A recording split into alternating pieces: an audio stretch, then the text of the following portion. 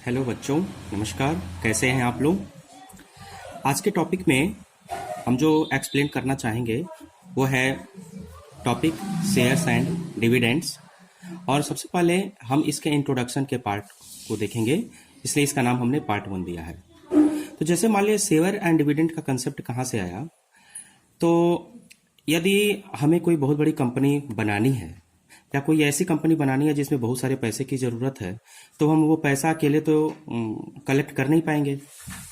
बड़ा मुश्किल है उतना पैसा अकेले कलेक्ट करना। तो हम ऐसे लोगों से संपर्क करेंगे जो बिजनेस में अपना इंटरेस्ट रखते हैं। ऐसे 3-4 लोग मिलके और कंपनी बनाने की या कोई फैक्ट्री खोलने की सोचेंगे, कोई फैक्ट्री खोलने के बारे में सोचेंगे। तो इस कंसेप्ट में जितने हमारा एस्टिमेटेड अमाउंट होगा, जितने पैसे की हमें जरूरत पड़ेगी, उन सारे पैसों को हम 5, 10, 20, 25 इस तरह के छोटे छोटे अमाउंट में बांट लेंगे। वो जो होगा वो पूरे रकम का, पूरे अमाउंट का एक यूनिट होगा, स्मॉलेस्ट यूनिट होगा, स्मॉलेस्ट यूनिट। और वो बहुत सारे में इक्वल पार्ट में डिवाइड होगा। तो उसका जो स्मॉलेस्ट यूनिट यानी कि जो सबसे छोटा है, जिससे छोटे छोटे इक्वल पार्ट में डिवाइड है, तो वो जो सबसे छोटा जो पार्ट है, तो उस छोटे पार्ट को हम लोग कहेंगे शेयर। इस तरह से शेयर्स को यदि हम डिफाइन करना चाहें तो हम कह सकते हैं कि a share is one part from a finite number of equal parts in the capital of a company. It is a small unit in which the capital of the company is divided and sold raise money. यानी कि जितना पैसा हमें चाहिए उतने पैसे को इकट्ठा करने के लिए हम ये जो छोटे छोटे यूनिट हम बेचेंगे, तो वो जो एक यूनिट होगा वो एक शेयर कहलाएगा। जैसे मान लो एग्जांपल के लिए हमें 100 रुपए की जरूरत है, तो हम 100 रुपए को 5-5 रुपए के पार्ट में डिवाइड कर देंगे। 5-5 रुपए के पार्ट में डिवाइड करेंगे तो कितना हो जाएगा?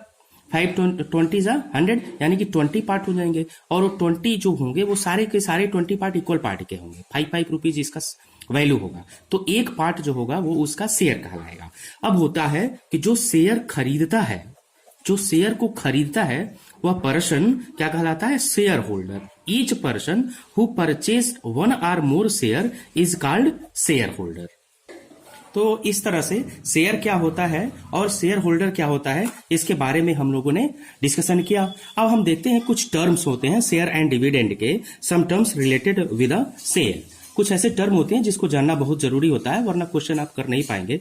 इसमें जो सबसे इंपॉर्टेंट है वो मैंने देखा है यहाँ पे, जैसे नॉमिनल वैल्यू, जिसको एब्रिविएशन होता है एनवी।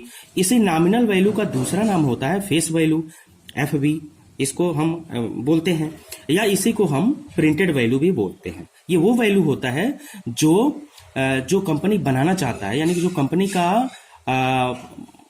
जो फाउंडेशन रखता है वो निर्धारित करता है। और ये जो शेयर वैल्यू होता है, जो फेस वैल्यू, नॉमिनल वैल्यू या फिर प्रिंटेड वैल्यू जो होता है, वो हमेशा कांस्टेंट होता है। तो ये ऑलवेज रिमेन्स सेम। जो दूसरा टर्म है that is called the market value. इसको हम एमवी डिनोट करते हैं। मार्केट वैल्यू को हम कैश वैल्यू भी बोल सकते हैं। तो ये जो कैश वैल्यू होता है changes from time to time. ये कैश जो मार्केट वैल्यू है ये हमेशा चेंज होता रहता है। फेस वैल्यू तो हमेशा कांस्टेंट रहता है, लेकिन मार्केट वैल्यू हमेशा चेंज होता रहता है। जैसे कि हम एग्जांपल देंगे यस बैंक का। अभी करंट में था यस बैंक के शेयर काफी, जब यस बैंक के साथ ट्रेजडी हुई वो तो उसके शेयर बहुत सारे कम हो गए, बहुत ज्यादा कम हो गए। उसके शेयर 2 रुपए, 4 रुपए, 10 रुपए के हिसाब से हो गए। लेकिन बाद में धीरे धीरे इसमें उसका शेयर क्या हो रहा है? बढ़ रहा है। इसी तरह एचडीएफसी के बारे में भी सुनने में आया था कि चाइना ने क्या किया है, एचडीएफसी बैंक के बहुत सारे शेयरों को खरीद लिया है। वो इसलिए संभव हुआ क्योंकि एचडीएफसी बैंक का शेयर काफी ज्यादा कम हो गया था और उसके कम होने की वजह से उसने शेयर खरीद लिया। तो इस तरह से नॉमिनल वैल्यू और मार्केट वैल्यू को हम इन एग्जाम्पलों से आसानी से समझ सकते हैं। अब इसके बाद क्वेश्चन करने के दौरान जो सबसे इंपॉर्टेंट है, जो बहुत ही इंपॉर्टेंट है, वो टर्म यूज होता है एट पार। क्या होता है एट पार? वो कंडीशन होता है जब मार्केट वैल्यू और फेस वैल्यू क्या होता है? सेम होता है। एक्चुअली देखो, जब हम शेयर खरीदते हैं या शेयर बेचते हैं तो वो निर्भर करता है कि क्या क्रेडिट है किसी बैंक का, किसी मतलब वो जो कंपनी खोल रहे हैं उस कंपनी का क्या क्रेडिट है। यदि उसकी क्रेडिट अच्छी हुई तो क्या हो सकता है मार्केट में जाके मार्केट वैल्यू उस शेयर का बढ़ जाए।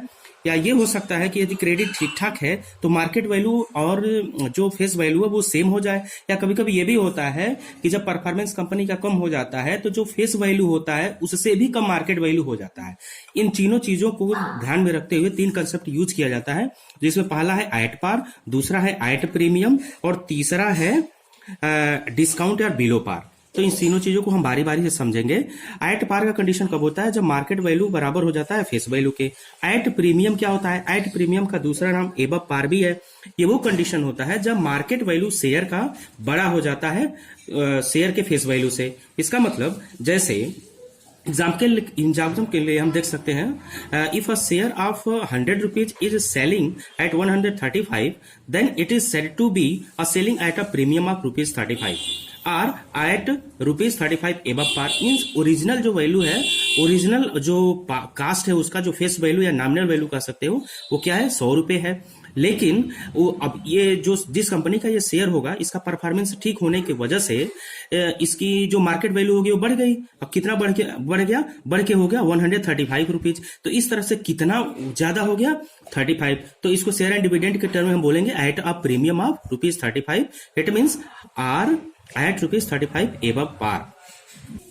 अब इसके बाद जो एक टर्म यूज होता है उसको वो होता है एट डिस्काउंट और बिलो पार।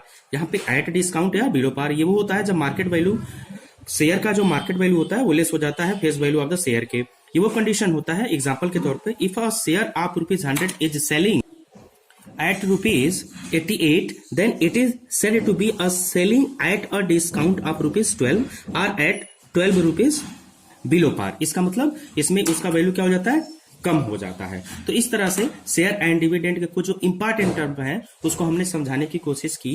इसके बाद वाले टर्म में हम शेयर एंड डिविडेंड का ही एक बहुत ही इंपॉर्टेंट पार्ट है जिसको बोलते हैं डिविडेंड, और उससे संबंधित कुछ कोटेशन हम बताने की कोशिश करेंगे जो पार्ट 2 होगा। Thank you. Stay home and save life.